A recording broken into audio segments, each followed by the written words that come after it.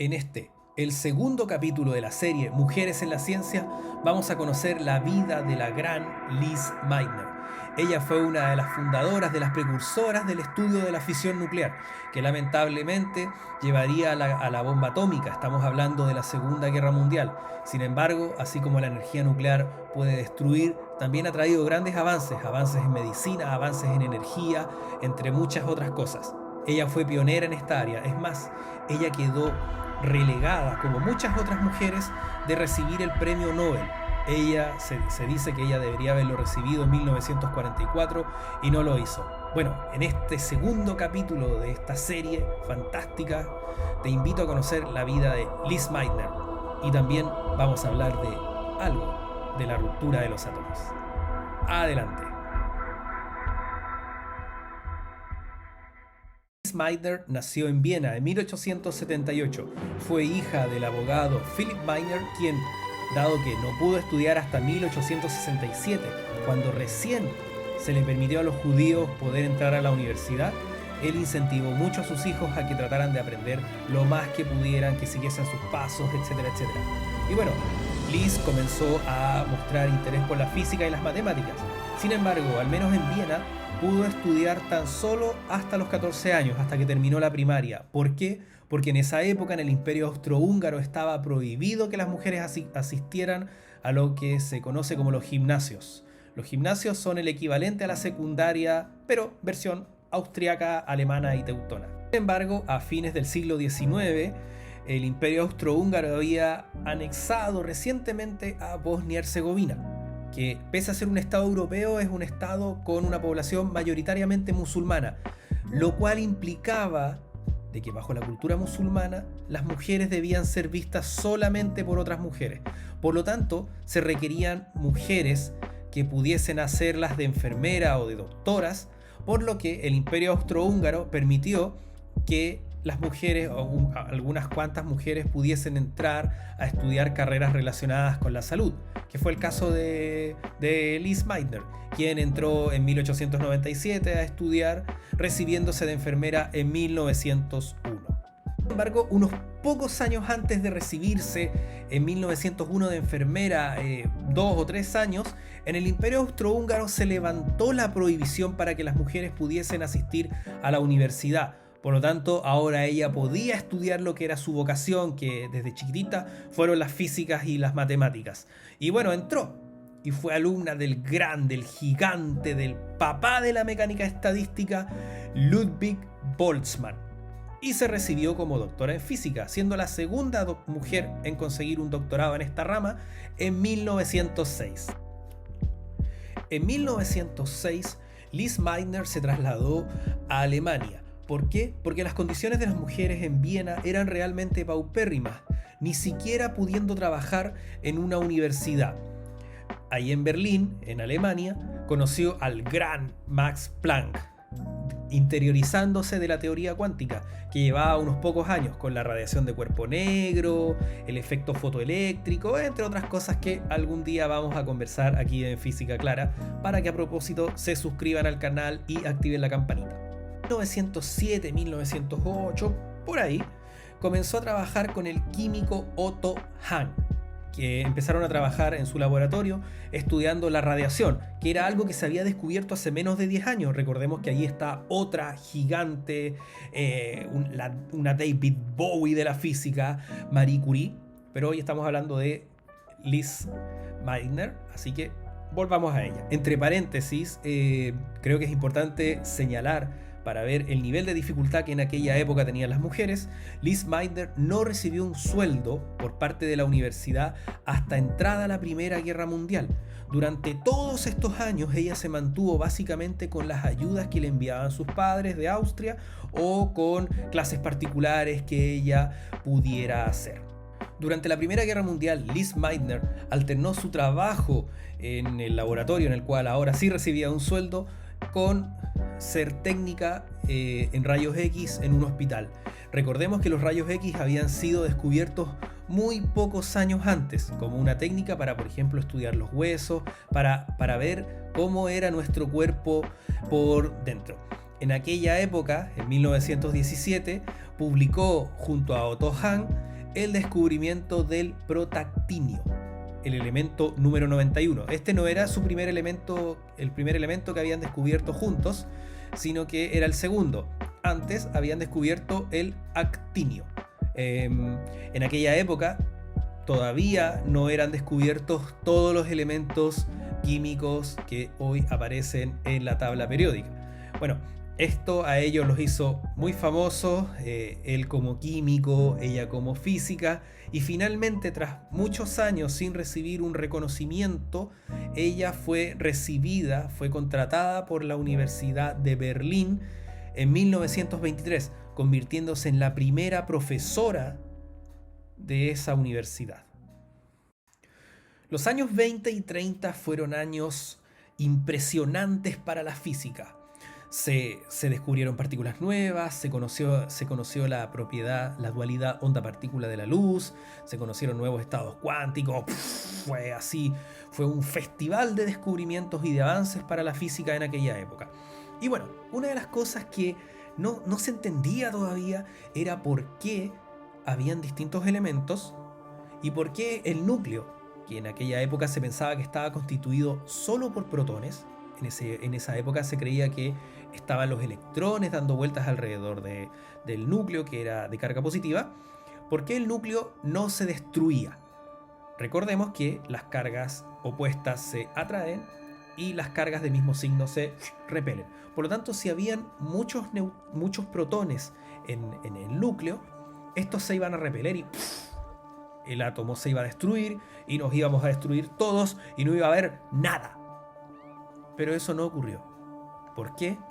Porque había una tercera partícula que en esa época no se conocía y que fue postulada en 1928 y que fue descubierta en 1932 por el físico de nombre no me acuerdo y de nacionalidad no me acuerdo, pero está escrito ahí, pero el apellido me acuerdo, es Anderson. Él descubrió el neutrón. El descubrimiento del neutrón permitió explicar por qué habían distintos elementos. Recordemos, entre paréntesis, cada elemento depende del número de protones que hay en su núcleo. Por ejemplo, el hidrógeno tiene un protón, el helio tiene 2 protones en el núcleo, el litio tiene 3 y así sucesivamente toda la tabla que ustedes conocen. Y bueno, el número de tu elemento es el número de protones que hay en la tabla. Entonces, ¿qué es lo que posibilitaba esto? Posibilitaba que al agregar neutrones y protones uno pudiese crear nuevos elementos. Hasta entonces se conocía el uranio, y bueno, que es entre paréntesis el último elemento que está en la naturaleza.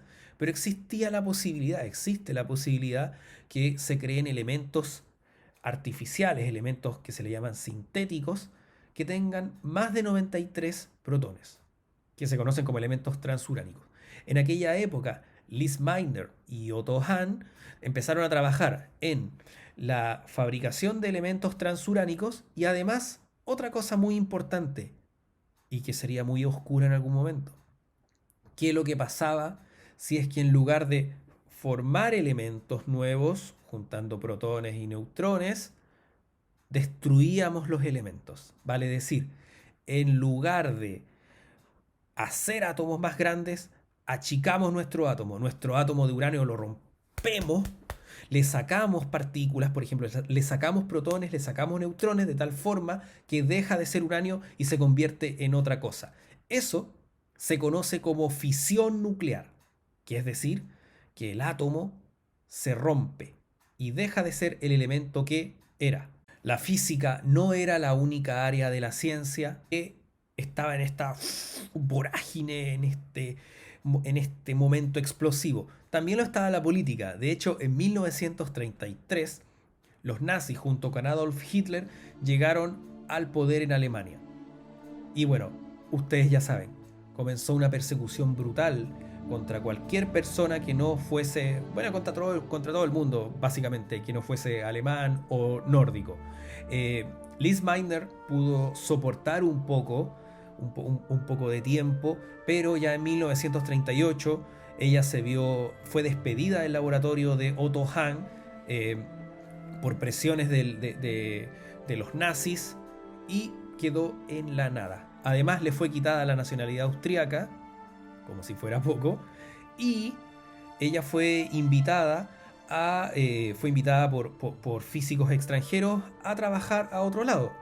Sin embargo, cuando se supo de que ella había recibido una carta de invitación para trabajar en el extranjero, los nazis le quitaron el pasaporte, por lo que ella no tenía plata, no tenía trabajo, de hecho no podía trabajar, y además no podía salir del país. De hecho recibió mucha ayuda de Otto Hahn, de Planck, de Heisenberg, entre muchos otros. Finalmente logró escapar a Holanda en 1939 y de ahí se dirigió a Suecia. Entre paréntesis, en 1938, poco tiempo después que Lise Meitner fue despedida del laboratorio de Otto Hahn, el director del laboratorio, y Fritz Strassmann publicaron un paper en el que no aparecía ella, en el cual ellos afirmaban que habían conseguido experimentalmente lo que se conoce como fisión nuclear. Recordemos que la fisión nuclear consiste en que yo tengo un átomo al cual decae de alguna forma emitiendo lo que se conoce como radiación. Un átomo de un elemento, entre paréntesis. ¿Cuáles son los tres tipos de radiación? Están los rayos alfa, que corresponden a partículas de helio, es decir, núcleos de helio, perdón, que son 2 protones y 2 neutrones, que están juntos ahí, salen. La otra es la radiación beta, que corresponde a partículas que pueden ser electrones o positrones. Y por último está la radiación gamma, que es luz, ondas electromagnéticas altamente energéticas, es decir, que tienen una frecuencia muy alta. No estamos hablando de la luz que nosotros vemos, sino que es luz ultravioleta muy energética. Por ejemplo, podrían ser los rayos X, etcétera, etcétera. Ya desencadenada la Segunda Guerra Mundial, ella trabajó en condiciones bastante paupérrimas en términos laborales en la Universidad de Estocolmo, en parte por, no sé si machismo o por envidia profesional del físico Mann no sé cuánto, que también está aquí abajo el nombre, porque no lo sé pronunciar. Ella era la persona que menos ganaba en el Instituto de Física, además de que nunca se le facilitó un laboratorio, etcétera, etcétera. Bueno, pese a todos estos inconvenientes, ella junto a su sobrino Otto Frisch explicaron por primera vez el mecanismo de la fisión nuclear. Entonces tenemos un átomo muy pesado que por distintas razones se rompe, libera radiación y decae en un átomo más estable. Lo que no se entendía en esa época era por qué se liberaba tanta energía. Ya se sabía de los tiempos en los cuales Otto Hahn junto con Strassmann y Meitner habían producido la primera fisión nuclear. Se sabía de que los átomos liberaban mucha energía. Bueno, ella junto a su sobrino logró explicar esto. ¿Por qué? Porque la famosa ecuación de Einstein, E igual mc cuadrado, justificaba el hecho de que una pequeña cantidad de masa pudiese liberar una enorme cantidad de energía. Esta publicación puso de cabeza a todos los físicos de Estados Unidos y también de la Alemania nazi a trabajar en la bomba atómica. Es más, ella fue invitada a trabajar en el proyecto Manhattan. Le explicaron así como: hola, queremos contratarte para trabajar en un proyecto en el cual, en base a tu idea, vamos a hacer una bomba que pueda matar millones de personas para terminar con el régimen nazi. Y ella les dijo que no. Ella rechazó y ha sido la única persona que se sabe que rechazó la oferta de trabajar en el proyecto Manhattan. Así que siguió trabajando en la Universidad de Estocolmo en estas condiciones paupérrimas de las cuales ya les había comentado. Pero otro golpe que fue muy duro para ella fue que en 1944 le concedieron a Otto Hahn el Premio Nobel de Química por haber sido la primera persona en lograr la fisión de un átomo, la ruptura de un átomo en un átomo más pequeño y que liberaba radiación y toda esta energía. La razón por la cual no se le dio el premio Nobel es que ella no aparecía en este paper publicado en 1938 sobre la fisión nuclear.